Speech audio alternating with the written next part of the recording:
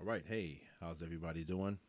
Um, First of all, let me just say that I am very happy and ecstatic about being a presenter for this class and for Professor Easton. Thank you so much for inviting me. And let me just start off with a little quick, simple introduction. My name is Jesse JTJazz Thompson. Um, I am originally from Dayton, Ohio, born and raised in Dayton, Ohio, and I am now living in Columbus, Ohio. Been here for several years now, and yeah, I've been in the music business, just doing music period for several years. And I'm in a group called Next Level, and we're a like a urban jazz. We do a little bit of everything from soul, urban, acid stuff, and we've been fortunate to play and with many artists, and I've been fortunate to be on some recordings and still doing recordings now, even with the pandemic going on. I am able and have been able to still do recordings here in my little J Spot recording room. I call it the J Spot. Um, so it's been great. I've been collaborating with many different artists around the globe, which is pretty amazing. I just finished a project I'm working on with a young lady by the name of Kelly Donahue, who's a horn player in Germany. We just wrapped up a session with her. Wrapped up another session with a friend over in Poland. His name is Roman, and actually, he's my mixing and recording engineer, mastering engineer as well. So this guy is phenomenal. So it's amazing how, because the pandemic, was still able to make connections and still able to get things done. So we're very blessed and fortunate to do that. So that's a little bit about me, and I play keyboards. I'm a music MD for a few artists, primarily right now with Eric Darius, who's he's not just a jazz artist. He's like a phenomenal trap, traz type artist, full of energy, great entertainer. He plays the saxophone. If you have not heard of him, look him up, ericdarius.com. Phenomenal brother. He's originally from Florida, but he now lives in California. We go back and forth. So I'm in his East Coast band. Also play with another jazz artist such as Nick Coleone, and I've shared the stage with a lot of people. And I can go into that a little bit later, but just want to kind of give you a little quick overview of myself, my background, and yeah, I'm married with four beautiful children, and three are basically grown, and I got one more to go. So he's a junior in high school, and after that, I am kind of like a free man, ready to live my life how I want. No, I'm just playing, but no, I'm very happy and blessed to have these kids in my life. So very proud dad. Um, so yeah, so let's get right to it. So you guys have some questions, and these were some. Let me just say, these were some great questions that you presented. I had a chance to kind of look over them a few times, so I want to make sure that I answer these as best as possible. And I want to just also say that if there are some questions that you want to have more elaboration on, feel free to reach out to me, or maybe your professor Easton. She'll reach out to me. She knows how to contact me, so we can continue on that way if that's the case. And I'll be more than happy to answer your questions, to elaborate on those questions. So okay, so here we go. So the first question is, does touring become boring after a while, or is the element of excitement always there? Very good question. For me, touring is not boring at all. It's very, you stay busy constantly. And it also depends on your mindset and who you're on tour with, right? So it's not busy. I mean, it's not boring, excuse me, for me at all, because most of the time I'm either the MD or I'm working very closely with the MD and the artist to make sure that the show is correct. Handling different things such as making sure, we all turn our writers in, so make sure the writers and everything are taken care of concerning backline, product, any type of sponsorship. That stuff has to be there and noted, especially if it's going to be televised or live streaming, or any kind of media play, or photography, something like that. All that has to be done correctly because sponsors like to see their products. They like to see their artists that they signed to or they're endorsed. They like to see that stuff working and visible in front of as many people as possible. So it's not boring. I guess it really depends on, you know, maybe who you're playing with or what the schedule is like. But for the most part, touring is not boring. It's not boring for me at all, and never has been, to be honest. So yes, I would say the elements of excitement is always there because you, no matter what, you want to give your best to the audience and for the people, and then also for the artist you're playing with, even if it's yourself, you want to always give your best. So um, I can honestly say that I'm never bored, and that sometimes we change shows on the fly or right before we hit that night. So it's very exciting. Next one is I hear touring can really be fun, like I just said, yet really exhausting. In what ways is it exhausting? Um, I wouldn't say that the tour event itself is exhausting. I would say it's more of like your schedules and maybe your arrival setup times. Um, if you're flying in and you took a late flight and you got in about red eye, let's say anywhere from 12 midnight to 3 a.m. in the morning, and then you have to get up early to get breakfast and that sort of thing because your sound check is actually at 8 o'clock a.m. So if you're doing that constantly, then that can be kind of exhausting, right? You have to make sure that you try to be on your game as much as possible, and then sometimes it deals with you know uh, the travel times and maybe if you're going from your hotel to the actual venue. Um, there's times that you get there super early as the band because um, you have to get everything set up, and then there's often times when you get there and the stage crew is not they're not even completely done yet. So then you're kind of like hanging out, waiting in the RV or the dressing room or wherever you are, waiting for that stuff to get set up so you can perform. So um, if you do that on a daily basis, that can be a little bit exhausting. Probably more so just making sure you get rest, proper rest, and that really helps out a lot, a lot. So it can be exhausting in that term. It's always traveling. If you're on the road with somebody like like Janet Jackson or somebody, I can imagine it being very. As a matter of fact, I have a friend of mine who toured with her, Lil John Roberts. I mean, it can be a little exhausting because you're going from city to city, state to state, country to country, and time zones are changing all the time because of where you're going. So that makes a big difference. So that can really wear and tear on your body. So it can be a little exhausting, but at the same time, it's still exciting. You're doing what you love to do, which is the important thing, and you have the right mindset. So um, it pays off. It really does. Next question: where have you toured? Wow. So I would definitely say almost all over the U.S. just about. But some of the favorite hot spots that I have toured in the U.S. has been like Chicago, Detroit, Tampa, Miami, Punta Gorda, New York City, Dallas, Houston. Um, I've been all over North and South Carolina. Um, um, been to the main places in Kentucky, Louisville, Lexington, and of course here in Ohio, Cincinnati, Cleveland, Dayton area, my hometown, Columbus. Hey, um, so pretty much all over. I think I mentioned Milwaukee, um, which is pretty cool. I am scheduled to go on tour overseas, but it all depends on how the pandemic pans out. So it's kind of like I know I was scheduled to go to London, Germany, um, Japan, and Italy was on the books. But because of the pandemic, a lot of stuff got got postponed. So hopefully I'll get there in 2021. Probably more likely 2022 now because a lot of the concerts and cruises are now been changed to 2022. So probably by then I should be overseas and hopefully having a good time.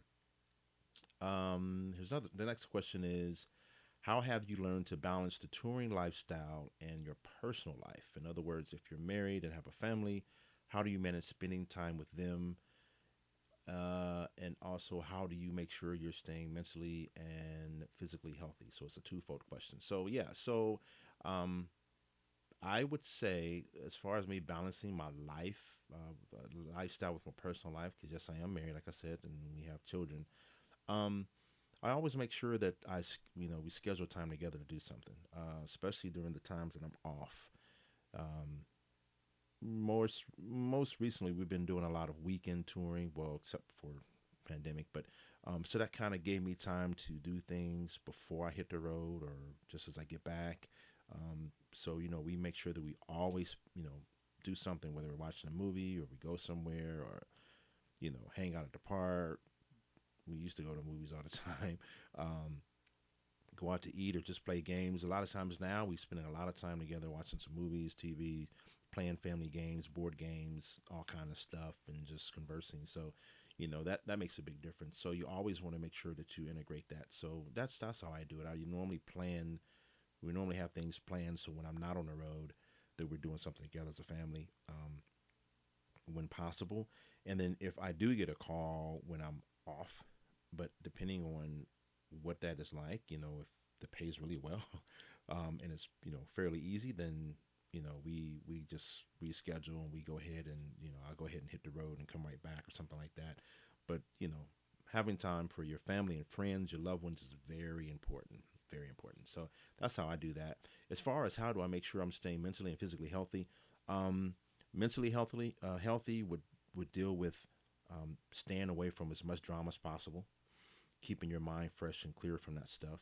Um, you know, Meditating, praying, staying focused in those areas. Doing some reading too, reading some things that are technical, reading some things that are fun, and there's all kinds of different exercises you can do mentally to keep yourself fresh.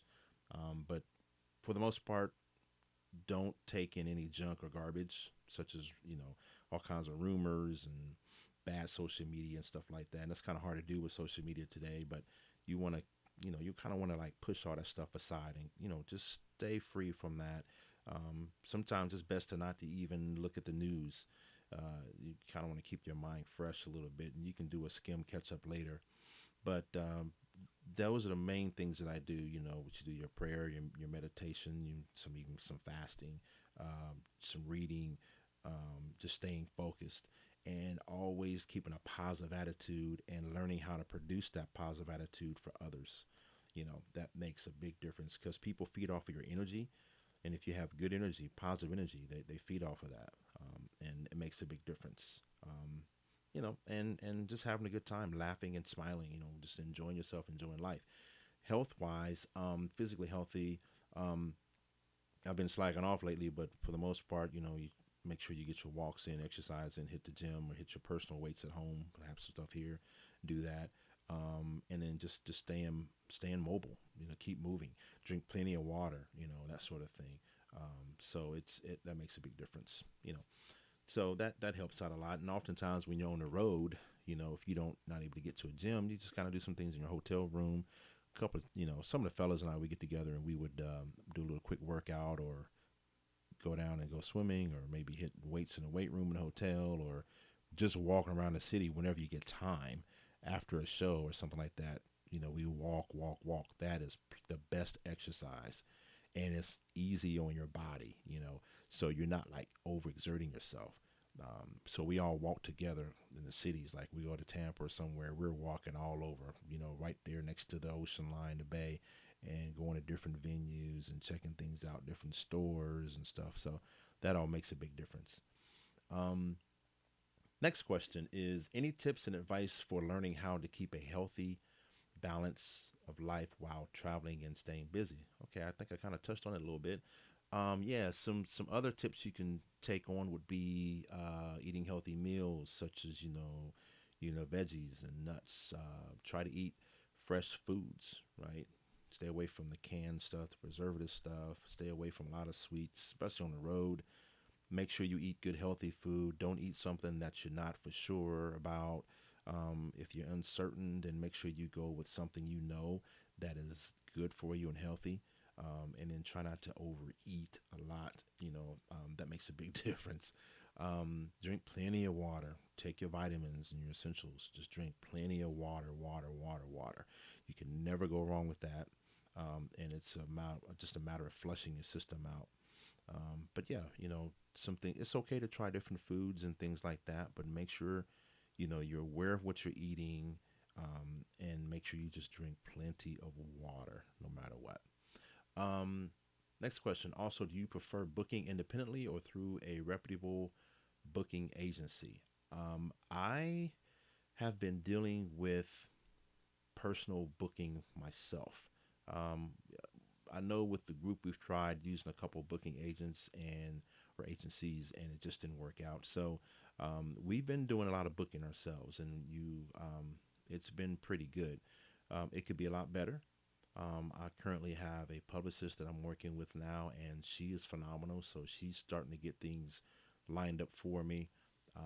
But for the most part, it depends on you. If you want to spend the money, make sure you do your history check on that company, that agency, find out their clientele, their portfolio, read their success stories, read the pros and the cons, the caveats. Make sure you get a full balance on both sides. And then it's a matter of trust. And if you feel like you can trust them, then go ahead and go with them. But if you feel like you might not be able to trust them or there's some uncertainty, then maybe hold off or maybe see if there's something else that they can do to help prove that they are the one you want to go with. Um, Last question, cost wise, is it much of a difference? And do you feel you get a better deal out of one or the other? So we're talking about the booking agency. Cost wise, there probably is. I would say yes, a big difference because some booking agents will charge you anywhere from 12 to 30% of the gig or the show that they book. That's a big range, but that's what it is. So if you're doing it yourself, yeah, you're saving tons of money. Um, you get a better deal if you're working with a company who knows what they're doing and they are actually out there working for you. However, if you can't find that company, then you yourself, as your own booking agent, you're the one that's walking the streets. You're the one that's creating a street team. You're the one that's getting out there in people's faces and submitting your communication, such as your business cards, your website, getting it out there. You're the one that's talking and getting things going so that you can get those gigs or those engagements, and then you're building your network. So you're trying to expand what you have. So um, yes, you do save some money for sure. However, at the same time, uh, if you get with an agency, then sometimes it's best to let them, if they're good at that, that's what they do.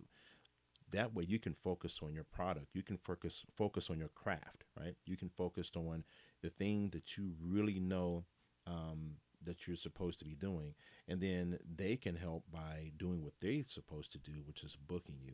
But you always want to make sure you double check. Make sure you look things over.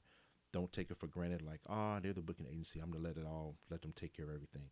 You can let them take care of it, but you also need to make sure you oversee and just kind of review. Have that weekly meeting with them or that monthly meeting, probably weekly.